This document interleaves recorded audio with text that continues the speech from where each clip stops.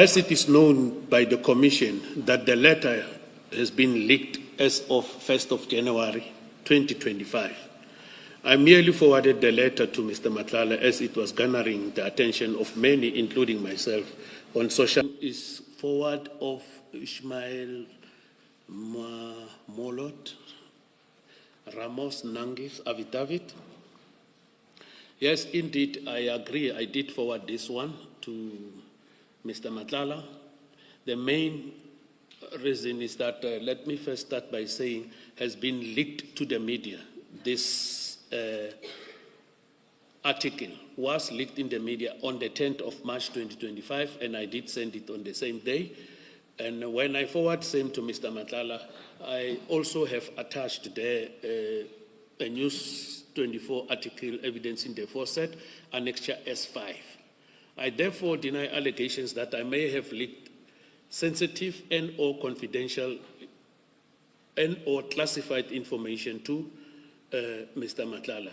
I merely sent it to Mr. Matlala to warn him, as this gentleman, Mr. Nangi, we as the province, my office, have arrested and charged him for kidnapping, attempted murder and extortion of a businessman where a ransom of 35 million was demanded. So to elaborate further on this one, the only thing here, I believe I was complying with the sort of proactive policing, because when you look at the statement of Mr. Nangi, the address, it shows midstream Centurion. And I am aware that Mr. Matlala is staying in midstream Centurion. Here I was saying to the brother, be careful, because there is a person of this character in your vicinity whom we have charged with regard to these charges. Be careful, you, your kids, and your wife, as you are moving around. And eventually, that is what I was doing to him. And if you look into Section 205 of the Constitution, it says the SAPS is responsible to prevent, combat, and investigate crime. One of the things there. The others is the issue of the security of the country and so forth, that line. And then when you look into the strategies of the police, we are required to do proactive policing sometimes to prevent possible crimes that might happen because of this character of this person. So I was just proactively warning him, be careful. Why this is dangerous institutionally? Because it creates shadow briefings, parallel evidence awareness, informal advance warning, network signaling, soft coordination without paper trail. That's exactly how state capture happens without written orders.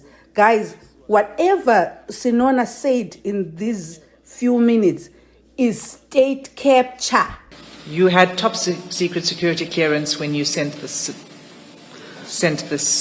police in. My top security clearance has expired 2025 September. Yes, and you sent this in March 2025. Yeah. Yes. Yes.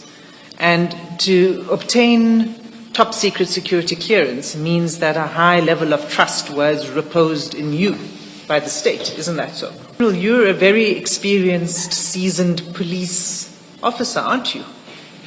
You saying so, yes. You've said so. You told us, you spent some time yesterday explaining your different levels of experience. I did explain my career pathing and my experience before here. So why must it is a given. Yes. So you're saying you don't understand what the purpose of top secret security clearance is? If I tell you my understanding, commissioners, the purpose of top security clearance is,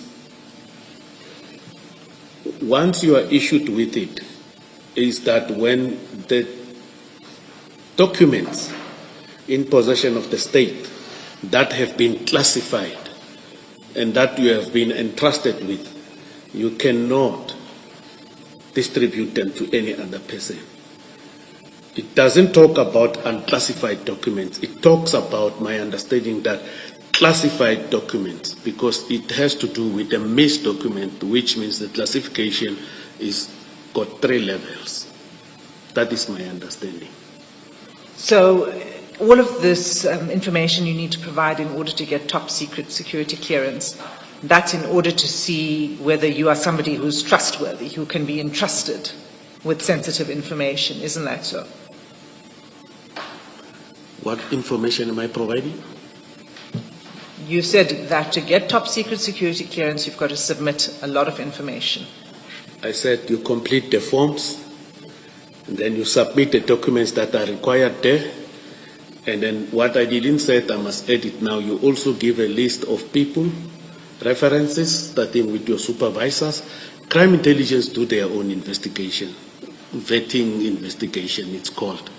And then they make that determination after you have went through a polygraph test at the end. Right. And the purpose, you're not answering the question, is to determine whether you are somebody who can be trusted to have top secret clearance. Isn't that so? Yes. Right. And the purpose of that is because you will come into contact with sensitive information. Classified information. Well, whether you're a trustworthy person or not depends on how you handle sensitive information that comes into your possession. Isn't that so? Classified information, Commissioner. Classified, but not confidential. So if you were to distribute confidential information as a top secret security cleared officer, that would be okay. Commissioner, confidential falls within classified information. The levels of classification is confidential / restricted, secret, and top secret. So if a document is not endorsed, restricted or confidential or secret or top secret, that is not a classified. It's not a classified information. And would So you, let me ask you this. When the national head of the Hawks gives a directive to the provincial heads, and it's in the form of a letter, you are perfectly entitled to share it with Mr. Matlala and say, hey, look at what the national head says to us. You can read and enjoy it at your leisure. No, I can't. But then it doesn't have classification, so why can't you not share it? But I can't. I've testified yesterday that I've never took information from the police and sent it outside. And there was no evidence, commissioners, that was presented before this commission that confirm or suggest that I took a docket and scanned it or took pictures of it and sent it to Mr. Matlala for whatever reasons. All I'm saying, whatever I sent to Mr. Matlala, it was documents that were in the public domain. I even indicated here, commissioners, that I've never, I will not, and I will never, even in my grave, I won't do it. I even said this yesterday. So I will never do that. So if somebody leaks a letter that the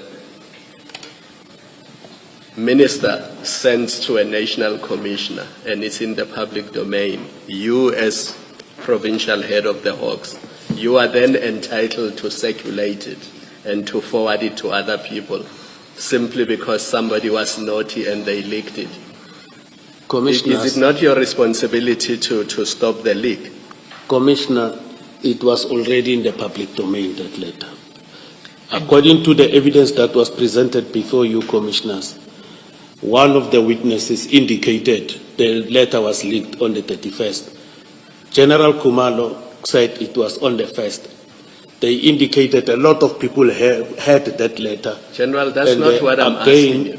I'm coming to General, answer the question. What I'm asking you is, if other people have leaked a letter, are you saying you are then entitled to continue with that and to continue circulating it?